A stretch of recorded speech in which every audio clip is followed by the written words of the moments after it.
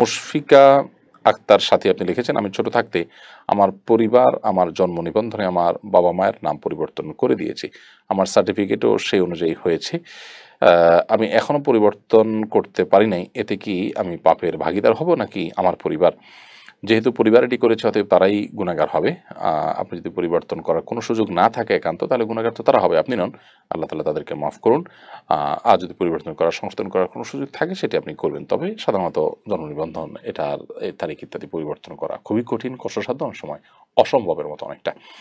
আহ আর জানা শিরিন ইসলাম আপনি লিখেছেন, দাঁতের ফিলিং ক্যাপ রুট ক্যানেল করার পর দাঁতের উপরিভাগের অংশ ঢাকা পড়ে যায়, কিন্তু কথা হলো অজু করতে গিয়ে মুখে পানি দিলে তো ওগুলো ভেদ করে দাঁতে তো পানি লাগে না, সেক্ষেত্রে কি অজু হবে? প্লিজ জানাবেন।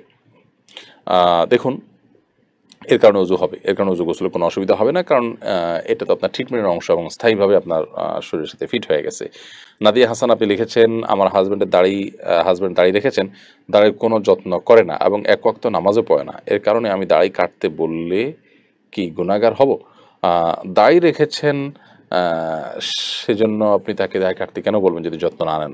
এমনকি নামাজ না পড়লে আপনি নামাজ পড়তে বলবেন, তারপরে দাড়ি কেন কাটতে বলবেন? যদি মনে করেন যে নামাজ না পড়ার কারণে তিনি দাড়ি রেখে বা দাড়ির অপমান করছেন, তাহলে এটা ভুল ধারণা আপনার। দাড়ি রেখেছেন ভালো কথা, সেটাকে যত্ন করতে বলবেন, এবং এটা কেন রেখেছেন তিনি স্টাইল না হয় যে সেজন্য নবী সাল্লাল্লাহু আলাইহি ওয়াসাল্লামের নির্দেশের কারণে হয়, এবং নামাজ যেন তিনি পড়েন সেজন্য আপনি তাকে নাসিহা করবেন, বুঝাবেন, সেই চেষ্টা আপনি করতে থাকবেন।